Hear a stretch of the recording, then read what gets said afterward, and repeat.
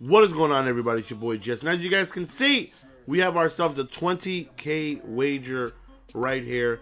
And mind you, unless we've played before, and I tell you guys, I just randomly ask in the chat if there's anybody, while I'm streaming, if there's anybody who wants to wager. I don't know their overall. I don't know how good they are. I don't know if they're in the top 20, 100, 1,000. I don't know if they're good, not good. I don't know their scheme. I don't know anything. But my opponent here had basically an all base gold team. Now, I'm not going to go on ahead and really take the wager match all that serious because he only has a handful of elite players, which is pretty much just like the limited guys, and everybody else is just a bunch of base golds. And so I'm gonna go on ahead and not play how I usually play because I have this severe advantage. Now, believe me, it's not like I can't lose to a team of base golds. Trust me, I can. But I'm not going to play how I usually play, which is running the ball and trying to keep the ball on the ground. It's like, you know what? Let's air it out. Let's see if we can get Marvin Harrison loose as he comes with. Almost caught that pass right there. But I was like, okay, now's the opportunity just to see if I can get glitchy with this Marvin Harrison. See what he's made of. Let me come out just passing the rock, and you can see he's going over the middle. He's doing what he did in real life, catching the ball and getting down immediately, because that's what he always did. Caught the ball in turtle shell. So right here, we hit him with the wide receiver screen, and woo! Nice little broken tackle, but unable to stay in bounds on the 1 yard line. I even tried giving him a handoff. Thought maybe he would have been able to sneak in the end zone, but unfortunately he doesn't. So second and goal, we end up just running a fullback dive, and we end up scoring. And like there was somebody in the wait during my 24-hour stream who said he was a 71 overall, and all he had was an elite Josh Norman, 89 Josh Norman that goes for like 80K, and he wanted to wager. And at that time, I knew because he told me, what his overall was and who he wanted to wager. And he's like, "You'd kill me, man, but I just want to play." And like I feel bad, like, I can't do that. I can't sit here and take like your best pros. No, man, sell that card on the auction block, man. Upgrade your team. Don't sit here and try to wager me a high card. I'm not going to go on ahead and take that card from you if I win. Like, I'm not saying I'm guaranteed to win, but if I win, I just can't do it, man. Good guy GS can't do that, man. I would feel terrible. But, nonetheless, this guy right here, he just, asked for the wager and felt confident maybe that, he can go on ahead and get his base goals and put in some work. And so, again, you're going to see me playing differently how I normally play. I don't even think I ran the ball yet. Because we all know your boy just likes to keep the ball on the ground. Like I always say, I can't throw an interception if the ball's on the ground because my reads are terrible. But of course, because it's a stream, he hears me saying that I want to go to Marvin Harrison almost every rip. Like this was like the first day or two that I got, or the second day that I got Marvin Harrison, and I really, really, really just wanted to see what he was made of. And of course, he's going to start, he hears me and, he can notice that I'm going to Marvin Harrison a lot. So he starts double teaming him. He starts shading him with his user and things like that. So it's going to make it a little bit more difficult to try and get him the ball. But I'm still going to try and get the man the ball. It doesn't matter. As he tries a C route, but we drop a pick right there. He ends up running the ball, and we only hold him to a few yards.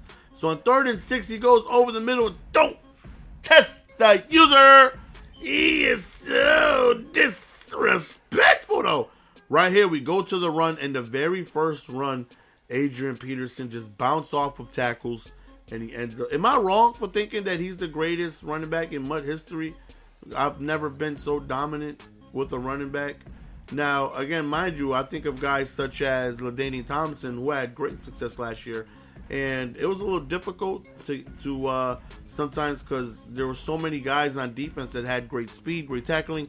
But when I did dominate with him, I was dominating against high overall defensive players, which is more impressive than AP plucking the heads of these low overall elites that he's going against. Or in this case, a bunch of base golds and stuff. But still, nonetheless, this man AP is so goonish, if that's a word. So we come out passing the ball. We throw a strike right here. He ends up missing tackles. I don't know why the hell I ran out of bounds. Obviously, that's not something I wanted to do. We roll out right here with Cameron, and we just end up taking off as we find the seam right there, and we end up gaining 11 yards on that run. So still chucking it up in the air right here. Marvin almost came down with that. If he came down with that, he would have been the truth. It's definitely a lot more realistic with less guys being able to keep their feet in bounds. Last year, everybody was able to do it. I mean, everybody. It was ridiculous. This year, it's a little tougher. So right here we got Marvin. Look at the juking ability of Marvin Harrison. That's that elusiveness in him having a good juke move. That's why I feel like I know. See right there, like he's just looking for my routes over the middle. Third back move, man. Let me go over the middle, man. That's why I like to throw the ball. Like I feel like Antonio Brown has got to be one of the best receivers in the game. Last year, you guys know I really loved his Team of the Week 92 overall card. That was one of the best receivers I was able to use all year. And when I had him, I raved about him, how great he was. I thought he kept his feet in bounds right there. And how great he was. This year, I really took a look at his stats. I didn't really notice his attributes. I didn't really pay attention to exactly what it is he had. And I finally really looked. And Malo, he has like a 91 juking with like a 90 elusiveness. Like, that card has got to be absolute godlike with the ball in his hands.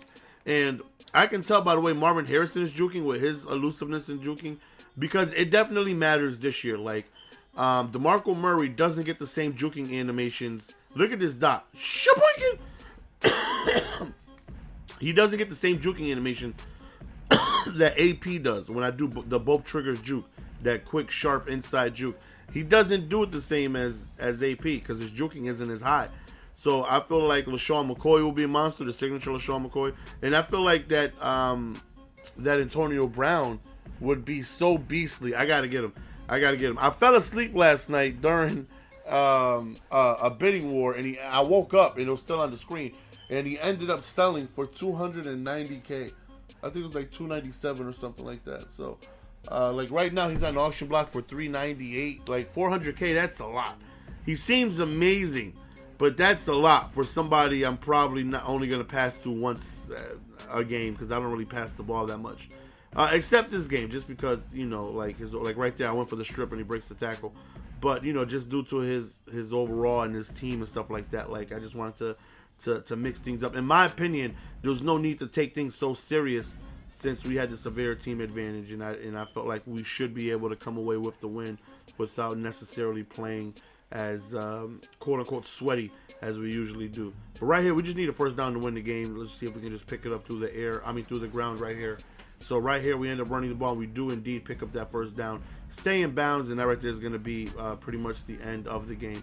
So hopefully you guys enjoyed. 20K in the bank. Now, mind you, again, listen, don't yell at me about playing, guys. I've played the first Mutt Master. I've wagered Xavier, and we end up winning. He's top 20 in Mutt with like the similar overall as me. And later on today, I have another wager going up against somebody in the top 100. So we played some tough matchups. This one, again, I had no idea. I didn't know. But anyways, that's the end of the video, fellas. Hopefully you guys enjoy it. See you guys later. Peace!